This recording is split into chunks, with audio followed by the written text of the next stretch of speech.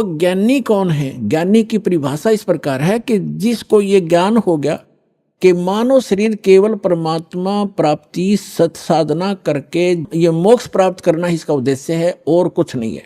बाकी जो संतानोत्पत्ति है या कोई परवरिश के लिए कार्य है, ये तो हमारी यहाँ मजबूरी है, ये तो होना है और करना भी है। लेकिन ये जरूरी है कि यदि मनुष्य जीवन प्राप्त करके मोक्ष नहीं हुआ तो यूजलेस है मानव शरीर। परमात्मा भी अपनी वाणी में सच्चिदानंद घन ब्रह्म कबीर वाणी में कहते हैं कि मानुष जन्म पाए के जो नहीं रटे हरि नाम, और जैसे कुआ जल बिना फिर बनवाया क्या काम। तो जिनको ये पता चल गया, जैसे परमात्मा कहते हैं मनुष्य जीवन पा करके जो भक्ति नहीं करते, कहते हैं राम रटत कोढ़ी भलो, चू चू पड़े दो चाम, और सुंदर दे किस काम की, जा मुख ना ही नाम। और यहां तक कहा कि जीव व्याते वाह बली जो रटे हरि नाम, और नहीं तो काट के फेंक दियो यो मुख में भलो नीचा। फिर कहते हैं राम रटत दारिद्र भला, दारिद्र माने रंक, गरीब, निर्धन। राम रटत दारिद्र भला, टूटी घर की छान, और सुंदर मैल किस काम के, जा भक्ति नहीं भगवान। तो परमात्मा ने इतना महत्व दिया। इसी प्रकार सब सदग्रंथों में ये प्रमाण है कि मनुष्य जीवन परमात्मा प्राप्ति मोक्ष कराने के लिए, शुभ कर्म करने के लिए ही प्राप्त होता है। तो ज्ञानी आत्मा को ये विश्वास हो जाता है कि ये आन उपासना, देवी देवताओं की पूजा, ब्रह्मा विष्णु महेश तक की पूजा, या श्राद्ध आदि निकालना, या कोई और उपासना जो हम करते हैं, तीर्थ आदि की उपासना, ये मोक्षदायक नहीं है। उनको ये पता है कि पूर्ण परमात्मा की भक्ति से पूर्ण मोक्ष होता है और उसकी भक्ति से ही लाभ होता है। अब वो क्या करते हैं, जैसे गीता ज्ञानदाता कहता है कि ये चौथा जो ज्ञानी है वो मुझे प्रिय है और उसको मैं प्रिय हूं, क्योंकि वो मुझे इसलिए प्रिय है कि वो ब्रह्मा विष्णु महेश की पूजा छोड़कर ब्रह्म साधना पर लग गया है, उनसे कुछ अच्छा लाभ मिलेगा उसको। और फिर क्या बताता है कि ये ज्ञानी आत्मा है तो उदार, लेकिन इनको तत्वदर्शी संत ना मिलने से, चौथे अध्याय के जो 32 और 34 में जिसका विवरण दिया है, वो तत्वदर्शी संत ना मिलने के कारण ये आप पे निष्कर्ष निकाल के और वेदों को पढ़ के इन्होंने ओम मंत्र जो ब्रह्म का है इसको पूर्ण ब्रह्म का, पूर्ण परमात्मा का मान लिया। ओम नाम का जाप वेदों से और हठ योग ब्रह्मा जी से, क्योंकि श्रीमद देवी भागवत यानी देवी पुराण में 30वें स्कंद में ब्रह्मा विष्णु महेश की उत्पत्ति कथा लिखी है। ब्रह्मा जी बताते हैं अपने पुत्र नारद को कि पुत्र, जब मेरी उत्पत्ति हुई मैं कमल के फूल पर बैठा था और मुझे नहीं मालूम मेरा उत्पत्ति करता कौन है। फिर मैं बैठा था तो मैंने देखा जल ही जल दिखाई देता है, कोई पृथ्वी नहीं। आकाशवाणी हुई कि तप करो तप करो। मैंने 1000 वर्ष तक तप किया। फिर 1000 वर्ष के तप करने के पश्चात कहा कि अब सृष्टि करो, यानी 1000 वर्ष तप करके उसमें बैटरी चार्ज कर दी, सिद्धि आ गई, वो इन्वर्टर चार्ज हो गया ब्रह्मा का, और उससे फिर आगे उस उत्पत्ति शुरू कर दी। फिर जो डिस्चार्ज हो जाए उसकी शक्ति खत्म हो जाती है तो फिर उसको मृत्यु हो जाती है, डाल दिया जाता है नरक में।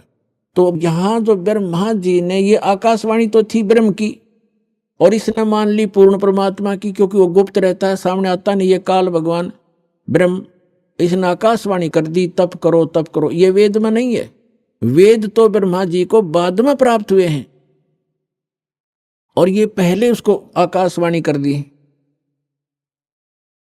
तो ब्रह्मा जी ने वो तप वाली आकाशवाणी मान ली कि भगवान की है। इनको भगवान का पता ही नहीं कौन है, आज तक इन अपने पिता के दर्शन नहीं हो लिए, वो गुप्त रहता। उसने प्रतिज्ञा कर रखी है 7 में जाके 24 और 25 श्लोक में श्रीमद् भगवद गीता में प्रमाण है। तो इन्होंने सभी ऋषियों ने और इंक्लूडिंग विष्णु और शिव ने ब्रह्मा जी से ज्ञान प्राप्त है, इसको विद्वान मानते हैं ये कि वेदों का ज्ञान इसी को।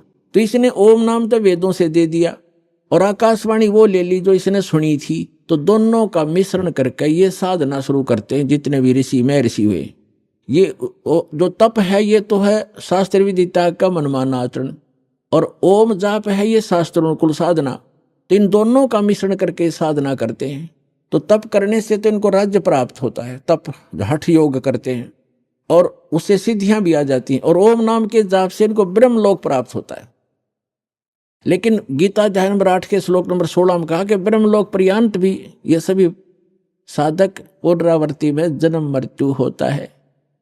जो गीता अध्याय नंबर 15 के श्लोक नंबर 4 में कहा है कि उस तत्वदर्शी संत की प्राप्ति के पश्चात परमेश्वर के उस परम पद की खोज करनी चाहिए, जहां जाने के बाद साधक लौटकर फिर कभी संसार में नहीं आते। तो वो उस परमात्मा की भक्ति करो जिसने सब ब्रह्मांडों की रचना की। तो ओम नाम के जाप से वो प्राप्ति नहीं होती। उसके लिए अभी आपको बता दिया था कि 17वें अध्याय के 23वें श्लोक में कहा कि वो 3 मंत्र का जाप है और तत्वदर्शी संत बतावेगा, उससे होगा। तो यहां जो प्रसंग चल रहा है, तो यहां 7वें अध्याय के 18वें श्लोक में गीता ज्ञानदाता कहता है कि ये ज्ञानी आत्मा सभी की सभी हैं तो उदार है, नेक हैं, परमात्मा के लिए समर्पित हैं, घर त्याग दिया है, जीवन भी न्यौछावर कर दिया है, सूख कर काटा हो जाते हैं, परमात्मा पाने के लिए निराहार बैठे रहते। लेकिन ये उदार आत्मा मेरे वाली अनुत्तम गति में सरपुरुष, गीता ज्ञानदाता सरपुरुष ये कहता जन्म मृत्यु तो तेरी मेरी भी होगी अर्जुन, तेरी भी होगी मेरी भी होती रहेगी, और युद्ध भी करना पड़ेगा, शांति नहीं हो सकती, मेरी साधना से प्राप्त नहीं हो सकता।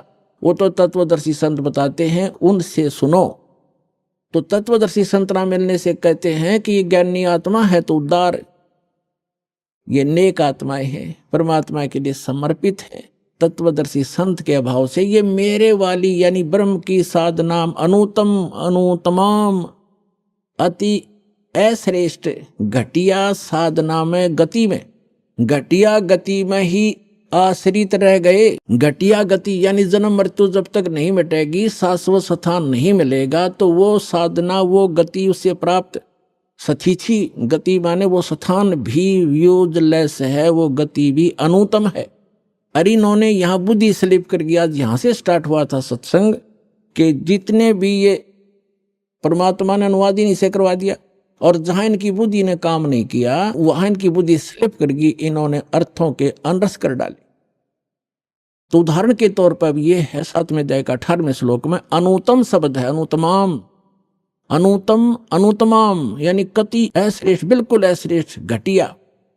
अनुतमाम का अर्थ होता है जैसे उच्चतमम, उच्चतम माने सर्वोच्च, और अनुतमम, उत्तमम तो उच्च होना, अनुतम का कति घटिया होना चाहिए। तो इनने यहां कर दिया कि भगवान अपनी साधना को, क्योंकि श्री कृष्ण को सुप्रीम पावर मान रहे थे विष्णु जी को, अपनी साधना को अनुतम कैसे बताएगा, अश्रेष्ठ कैसे कहेगा, इसलिए इन्होंने शब्दार्थ बदल दिए, अनरस कर दिए। ये कह रहा है कि मेरी साधना भी अनुतम है, जन्म मृत्यु समाप्त नहीं हो सकती, युद्ध अर्जुन करना ही पड़ेगा, जहां युद्ध है वहां शांति कहां। तो 18वें अध्याय के 62वें श्लोक में वर्णित वो शाश्वत स्थान और परम शांति इस ब्रह्म की साधना से प्राप्त नहीं हो सकती। इसलिए 7वें अध्याय के 18वें श्लोक में अपनी गति को भी अनुतमम अति अश्रेष्ठ घटिया कह रहा है। और फिर तुरंत 7वें अध्याय के 19वें श्लोक में क्या कहता है, बहुनाम जन्मानाम अन्ते ज्ञानवान माम प्रपद्यते। बहुनाम जन्मानाम यानी बहुत ही जन्मों के अंत के किसी जन्म में ये ज्ञानी आत्मा ज्ञानवान माम प्रपद्यते, मुझ ब्रह्म की साधना करते हैं, मुश्किल से नाते नीचे की साधना को देवी देवता भूत पितर आदि में उलझे रहते हैं, तीर्थ व्रतों पर लगे रहते हैं। यहां बताता है कि बहुनाम जन्मानाम अन्ते ज्ञानवान माम प्रपद्यते, और वासुदेव सर्वमिति समात्मा सो दुर्लभ है।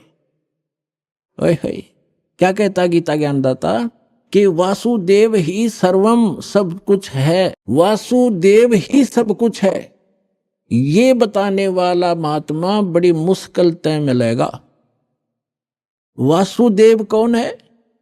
वासुदेव का अर्थ क्या है? सर्वव्यापी और सर्व समर्थ, जिसका सबके ऊपर अधिपत्य हो, वो उसको वासुदेव कहते हैं। श्री कृष्ण वासुदेव नहीं थे, वो तो वासुदेव के पुत्र थे, उसके पिता का नाम था वासुदेव।